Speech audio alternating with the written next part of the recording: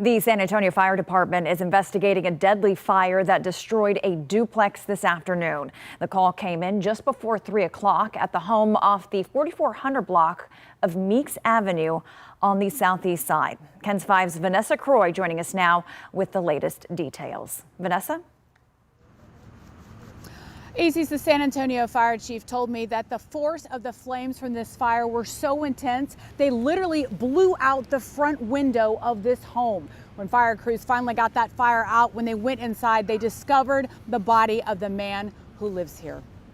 I heard sirens. I came out and I see the flames coming out the window. This neighbor, who asked that we not show his face on camera, said the man who lives in the duplex off Meeks Avenue rarely leaves his home. As soon as the officer showed up, I told him somebody lives in there. It's an old man in a wheelchair. Make sure that if the wheelchair is there, then he's there. Fire officials say that man lost his life when the fire broke out just before 3 this afternoon. We did find a male, unknown age, deceased on the couch. San Antonio Fire Chief Charles Hood says the man was disabled, and they don't know if he was trapped inside the house and tried to escape on his own. The chief says the fire could have been smoldering for a while before anyone reported the flames.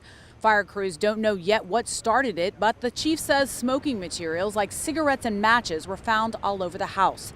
The chief says crews didn't find a space heater that could be to blame for the fire, but says he wants to get this urgent message out to families tonight.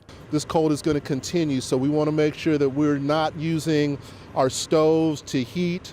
We're not using the stove tops, and that we're taking precautions with our space heaters around children, pets, and making sure that they're not up close to anything.